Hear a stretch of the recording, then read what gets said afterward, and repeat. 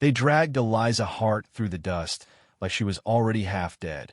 The rope cut into her wrists, skin raw where it had burned her. Folks in Gethsemane Flats didn't call her Eliza anymore. They called her cursed. Her crimes? A child's fever, a storm-split roof beam, a rancher's lost herd. Misfortunes piled like tinder, and fear needed fire. They lit with her name. Widow. Strange ways. Herbs hanging in her rafters. A woman too quiet, too different. By dusk, the gallows stood at the edge of town. Fresh wood, sap still bleeding, ropes swaying in the dry wind. A sign was hung around her neck, letters carved deep with a dull knife. Which? The crowd pressed close. Men with rifles, women clutching children, eyes hard with something that looked like faith but stank of fear. Not one step forward. Not one voice rose. Eliza did not beg. She did not curse. She simply stood, eyes steady, face bruised but unbroken. Then came Jonah Crane, the preacher. His coat was worn thin, his face carved hollow from burying too many souls, his wife among them. He had preached once with fire, but grief had left his sermons dry as dust. Yet when he saw Eliza standing beneath the noose, shame painted across her chest in wood and rope, something inside him shifted. He stepped forward, his voice low but sharp enough to cut the hush. Let her speak. The sheriff spat into the dirt. Nothing she says will change the Lord's truth. Rope's ready. Jonah's eyes did not leave Eliza's. And for the first time in months, his heart felt heavy with conviction. Heaven wasn't in the sky tonight. It was bound, waiting in the dust before him. The preacher's stand the rope creaked above her, swaying in the wind. Jonah stepped closer, boots crunching in the dirt. Since when, he said, voice rough as gravel, did the Almighty ask men to do his judging? The words cracked through the hush like a whip. The sheriff's jaw tightened, hand resting heavy on his pistol. Best keep your mouth shut, preacher. Town's had enough of her kind. Jonah turned slowly, sweeping the faces around him. Neighbors, old parishioners, men who once bowed heads to his sermons. None met his eyes. Fear had welded their mouths shut. He looked back at Eliza. She stood straight despite the rope burns, sign thumping against her chest with each gust. Her silence wasn't surrender. It was defiance, the kind that rattled guilty souls. She ain't cursed, Jonah said louder now. She's flesh and blood same as you. And if you hang her, every child here will remember their fathers turned killers for fear's sake. Murmurs stirred. A few women shifted. One boy at the front, no more than 8, tugged on his mother's skirt. His voice trembled, but carried clear. She gave me bread when Pa was gone. She ain't bad. The crowd stiffened, shame flickering in their eyes. The mother tried to hush him, but the words had already broken the silence. Eliza's lips parted, just barely. Not a smile, not a sob, but something caught between. The sheriff scowled, pistol half drawn. One more word, preacher, and you'll join her. Jonah didn't flinch. His voice dropped to steel. Then hang us both. The gallows groaned in the wind, waiting for a verdict neither wood nor rope could give. The breaking point, the sheriff's pistol gleamed in the fading sun. The hangman shifted nervously, rope swaying above Eliza's head. The crowd held its breath. Jonah mounted the first step of the gallows, his coat snapping in the wind. Break the rope, he said to the hangman. Now! The man froze, sweat rolling down his brow. The sheriff cocked his pistol. Step down, preacher, or I'll drop you where you stand. The air thickened, brittle as glass. And then, a sudden bray split the silence. The old black mule tied, near the hitching post kicked against the rail, with splintering like gunfire. Startled cries rippled through the crowd, rifles wavering, eyes darting. Jonah used the crack in their fear. He stepped to Eliza, fingers ripping the sign from her neck, tossing it into the dust. This ends here. The sheriff's hand shook on the pistol, pride warring with hesitation. The boy's words still hung in the air, stubborn as smoke. The hangman lowered the rope. Eliza's knees sagged, but Jonah caught her arm, steadying her. The gallows groaned above, empty. The crowd shifted back, restless, unsure. Jonah's voice cut sharp through the wind. If you'd hang her, You'll have to kill me first. And may God reckon your souls for it." The pistol lowered. No one moved. No one spoke. The moment hung heavy as the noose that had not closed. Jonah took Eliza by the arm and led her from the gallows. Dust swallowed their steps. Behind them, the crowd stayed silent, cracked but not broken. The flight into the dark, they left the gallows behind under a hush so deep it pressed on their backs like a weight. No one followed yet, but Jonah knew silence could turn to pursuit before the stars were full.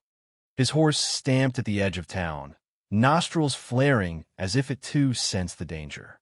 Jonah helped Eliza mount, her wrists raw, her body shaking though she kept her jaw tight. He swung up in front, spurred the animal hard, and they rode into the dark. The wind tore at their faces, carrying the bitter smoke of the gallows wood. Behind them, lanterns flickered like eyes watching from the dark. Neither spoke. There was nothing to say while the rope's shadow still clung to her skin.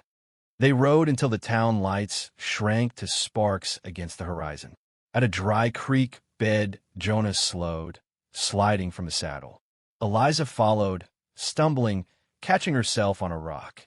Her breath came ragged, wrists bleeding where rope burns had split again.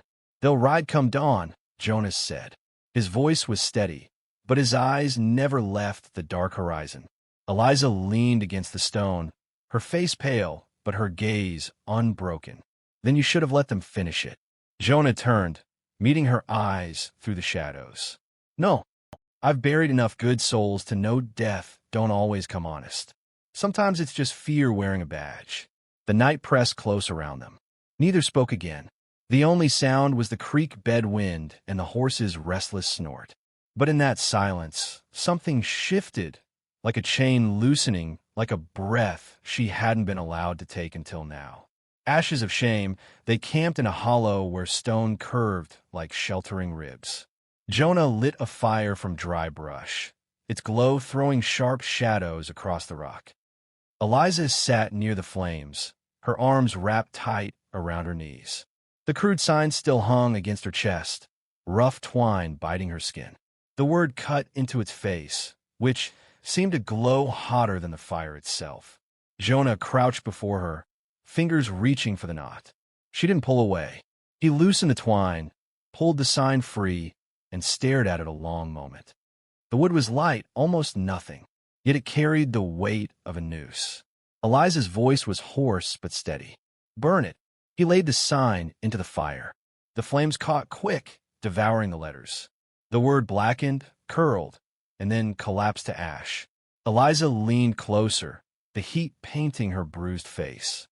She held her wrists over the flames, as if daring them to burn clean the marks left by rope. Her breath came sharp, but her eyes stayed steady. Jonah watched the wood vanish. For the first time since the gallows, he felt something shift in his chest. Not hope, not yet, but a breaking of the silence that had pressed down on them both. When the sign was nothing but embers, Eliza whispered, "They won't name me again." The fire cracked, sparks leaping into the night, carrying the last of the word skyward. The shame was gone, smoke on the wind. The hunters trailed back in Gethsemane Flats. The sheriff stood before the empty gallows. The ropes swayed in the night wind, taunting him. Men gathered, their faces tight with shame and anger. He raised his pistol skyward and fired. The crack echoed off the false front buildings. "Jonah Crane's turned outlaw," he growled, "and the witch rides with him. Bring him back breathing, you'll see silver. Dead, you'll see more." Greed stirred the men's boots. Saddles were pulled tight, rifles checked. Some hesitated, but none stepped back. Fear of being seen weak was stronger than mercy. By dawn, the posse thundered out of town, dust rising like a storm behind them. The sheriff rode at the front, pride burning hotter than justice. Out in the canyons, Jonah paused on a ridge, scanning the horizon. The wind carried a faint thrum, hoofbeats steady and certain. "They're coming," he said. Eliza stood beside him, rope burns hidden under torn cloth.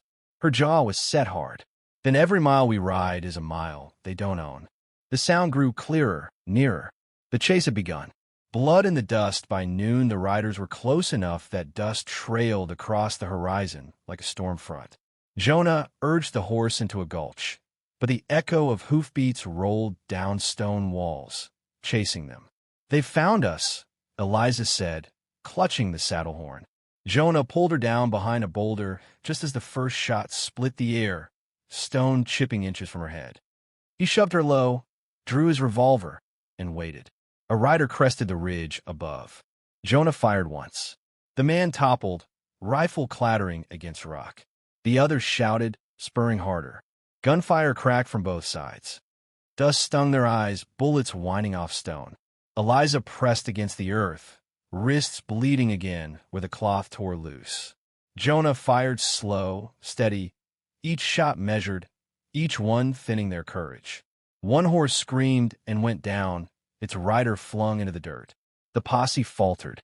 Shouts turned to curses, retreat echoing back down the gulch. When silence returned, Jonah slumped against the rock, sweat streaking through dust. Blood striped his temple, a graze, not deep. "They'll be back," he muttered. Eliza touched his arm, firm despite her shaking. "Then so will we." Shelter of stone night fell hard in the canyon, the walls glowing faint red before sinking into shadow. Jonah led the horse into a narrow cave, its mouth hidden by scrub. Inside, the air was cool, heavy with stone. He sparked a small fire, enough to warm but not enough to give them away. Eliza sat close, sleeves pushed back, rope burns raw beneath the cloth Jonah had tied earlier. "They'll hunt again at dawn," he said, voice low. She stared into the flames. "Let them. I've lived with death circling me longer than they've had rope in their hands." Jonah studied her, then asked, "Why you? Why they turned so quick?" Her jaw tightened. A child sickened. "I tried to help. Herbs, prayer. Fever took her anyway. They needed someone to blame." Her voice dropped, and I was alone. Silence filled the cave, broken only by the crackle of brush. Finally, Jonah spoke. "Grief makes men cruel. Took my wife 2 winters past. I prayed till my knees bled. God stayed quiet." Their eyes met across the fire. Wounds different, yet carved from the same hand. Eliza whispered, "Then maybe survival's the only prayer worth keeping." The fire popped, sparks leaping into the dark. Neither argued. Crossing shadows, dawn crept pale through the canyon, painting the stone walls gray. The horse stamped uneasily, ears flicking at sounds Jonah had already felt in his bones. Men moving above them. "They found the trail," he muttered. Eliza's hand tightened on the saddle horn. Her eyes flicked upward, catching the silhouette of rifles against the sky. A shot cracked, rock exploding inches from Jonah's head. He shoved her down, revolver drawn. The echoes of hoofbeats and shouted orders rolled through the gulch like thunder. The posse was circling, closing in. Pinned against stone, Jonah checked his cylinder. 3 bullets left. He glanced at Eliza, her face pale but steady. "You could leave me," she whispered. His jaw clenched. "Not while I breath." Another shot rang out, scattering chips of stone across them both.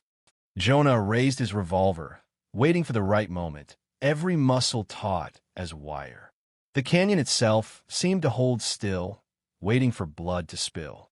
The last and the first rider came fast down the slope, rifle raised. Jonah fired. 1 bullet, clean through the man's chest. The body tumbled, horse screaming as it veered away. Shouts erupted, echoing like war drums. 2 more riders closed from the left. Jonah squeezed off another shot, grazing one, but the second fired back. Stone shards ripped across his arm. Blood streaked down his sleeve. Eliza scrambled for the fallen rider's rifle. Her hand shook, but she braced it against the rock. She pulled the trigger. The recoil slammed her shoulder, but the shot struck true. One rider spun from his saddle, crashing into dust. Jonah turned, startled, then gave the faintest nod. The last bullet left his revolver, dropping the third man. Silence clapped down, heavy and ringing. The canyon reeked of gunpowder and blood. Jonah slumped against the stone, breath ragged, his arm bleeding freely. Eliza crawled to his side, pressing her hands against the wound. "Stay awake," she whispered fiercely. Hoofbeats still echoed in the distance. The sheriff hadn't come yet, but he would. Jonah's voice rasped low. If I fall, you ride. Don't stop. Eliza met his eyes, her own burning. I didn't survive their rope to leave you here. The canyon held its breath again, waiting for the sheriff's shadow to fall. The crack of defiance dust rose before the canyon mouth as the sheriff and what was left of his posse reined in. The bodies of their own men lay scattered in the gulch, rifles silent, blood soaking into the dust. The sheriff's face hardened like stone. He raised his pistol, pointing it straight at Jonah, who leaned against the rock, pale from blood loss. Eliza stayed crouched by him, rifle clutched though her arms trembled. Step aside, woman, the sheriff barked. This ends now. For a moment, it seemed the canyon would close on them both. Then, a voice broke the silence. High, unsteady but clear. The boy from the gallows crowd. He had followed on a smaller horse, trailing behind the men. His words cracked the air like a whip. You won't hang her twice. The posse shifted uneasily. The boy's father hissed his name, but he stayed firm in the saddle, eyes locked on the sheriff. One of the older ranch hands spat into the dirt. She saved my sister's babe with those herbs, he muttered. Wasn't no curse. Another man lowered his rifle. Then another.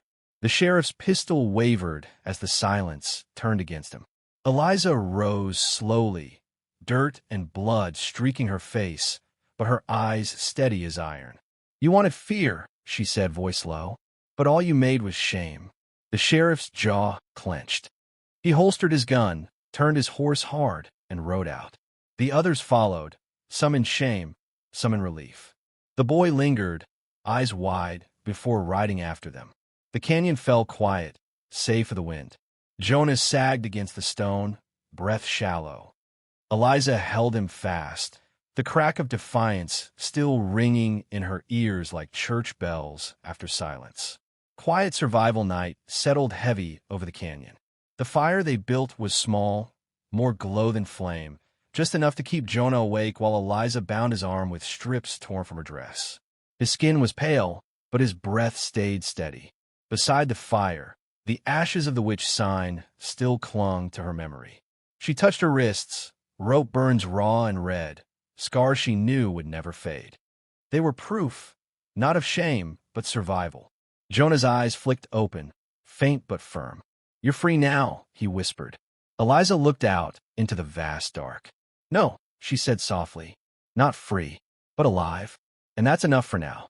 The wind carried the night sounds, distant coyotes, the rustle of stones settling. No posse came back. The canyon held them safe in its ribs. When dawn bled across the sky, Eliza rose. She pressed her palm to Jonah's, her gaze fierce despite the weariness etched into her face. We'll walk out of here, she said. Not cursed, not hunted, just living. He gave the faintest nod, a weary smile touching his mouth. They left the fire's embers smoldering, smoke curling upward like a prayer unspoken. Behind them lay rope burns, blood, and ashes. Ahead, nothing certain, but theirs to claim. And so the tale was carried on the wind, of a woman the town named cursed, and the preacher who saw heaven where others saw only fear. A story whispered at campfires, not of triumph, but of survival earned in blood and dust. And maybe that's the truest kind of grace the frontier ever gave.